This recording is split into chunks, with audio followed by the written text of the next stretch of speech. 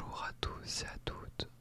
Aujourd'hui, on se retrouve pour une nouvelle vidéo ASMR un peu spéciale. Aujourd'hui, on va parler de tennis. Tennis, tennis, tennis, tennis, tennis, tennis, tennis. Alors, je sais pas si vous le savez, mais en ce moment, il se déroule un grand chelem de tennis qui s'appelle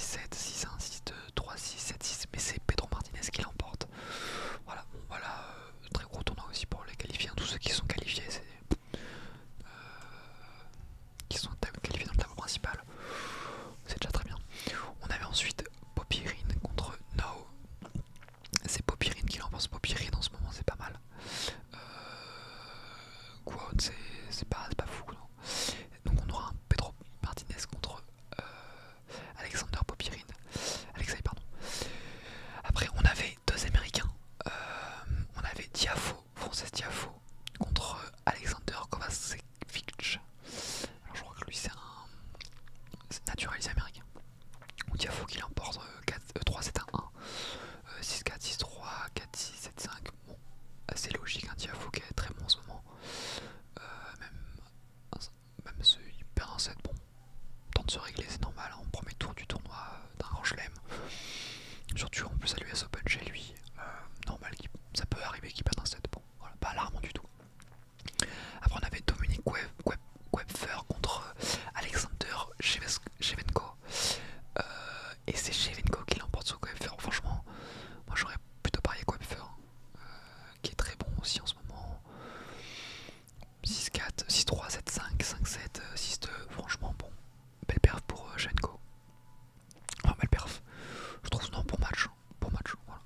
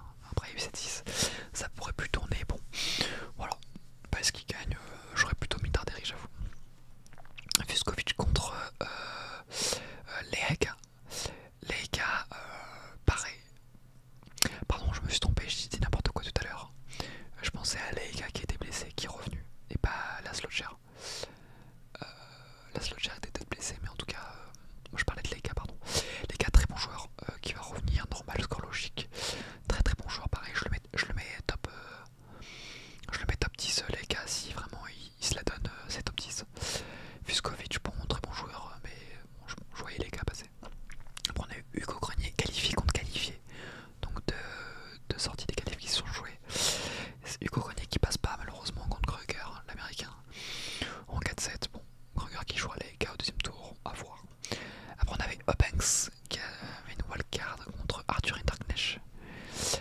C'est Hinderknecht qui passe en 5-7, gros match, vraiment gros match. Très content pour Arthur Hinderknecht qui s'impose face à Banks, un extrêmement joueur mais qui s'est vu attribuer le wildcard parce que je crois qu'il ne joue plus vraiment en ce moment et il a plus le classement pour pouvoir intégrer directement le tableau principal et du coup il s'est vu attribuer une wildcard. Bon, très content pour Arthur Hinderknecht. Après on a eu Andrei Rublev contre Thiago Sebottwaldy. Rublev qui s'impose en 3-7 normal, 6-3, 7-6, 7-5 et qui affrontera Arthur Hinderknecht. Donc match à voir là. Après on a eu pardon Marterer contre Zverev qui s'impose en 4-7, 3-7 à 1. Ouais, je pensais qu'il allait dérouler en 3-7. Bon, normal, un classique. Je sais pas ce que dire. LLL. Classique, bon, tête de série numéro 4, Zverev. Voilà. Après, on a eu Alexander Müller qui a eu une wildcard et qui s'est imposé contre Adam Walton en 4-7, 7-6, 6-3, 6-4. Pareil, Alexander Müller, très bon joueur. Wildcard parce qu'il n'a pas le classement initial pour pouvoir intégrer le tableau principal. Mais très bon joueur, par contre il se voit affronter Zverev au deuxième tour. Ça va faire mal. Ça va faire mal, je vous le dis.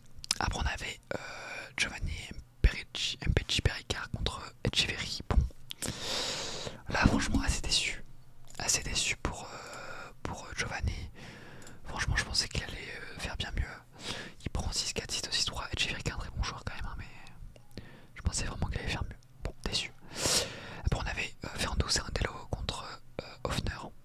Cerundolo qui s'impose. Bon, classique, je voyais ça aussi, tête de série numéro 29. Ça ne m'étonne pas. Il affrontera Etcheverry, donc deux Argentins au deuxième tour. Après on a eu Opelka contre Lorenzo Musetti. Opelka qui revient, qui était blessé pendant presque 1 an et demi, 2 ans, et qui revient et qui met des tôles à tout le monde. Donc très content de revoir Opelka, c'est un très gros serveur, très grand, et qui malheureusement s'incline face à Lorenzo Musetti, mais très normal, franchement, score assez logique. C'est très bien déjà pour Opelka de revenir. Voilà, il stat un peu tout à fait normal. Après on a eu Nishioka contre Kekmanovic, pardon. C'est Kekmanovic qui s'impose, logique aussi, par contre en 5-7. Il a abandonné. Nishioka a abandonné au 5ème set. Pardon. Je pense que voilà, il en pouvait plus physiquement. Bon, dommage. Après on a eu notre fameux Arthur Cazaux, le français, contre Pablo Carreno Busta. Cazaux qui met 1-3, 3, 6-1, 6-3, 6-3. Score très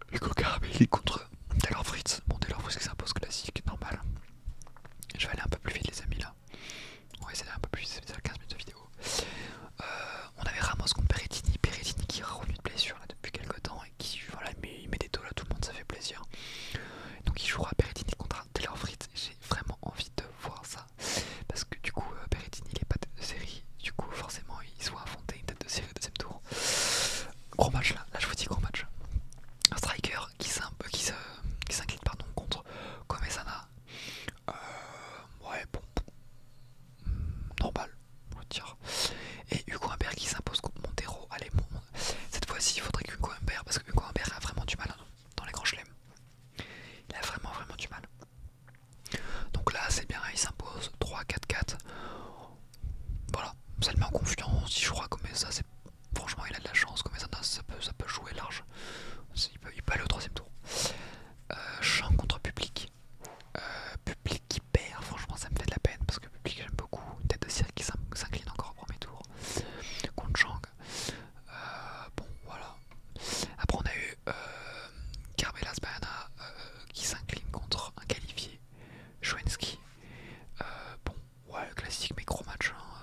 5-7, ça a dû être beau, j'ai pas vu. Et là on a eu notre Monfils qui s'est imposé contre Schwartzmann. Schwartzmann c'était son dernier grand chelem. Il a été qualifié, donc franchement ça me fait plaisir, en même temps ça me fait mal pour Schwartzmann.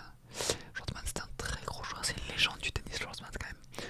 Un joueur très très petit qui a réussi quand même à s'imposer dans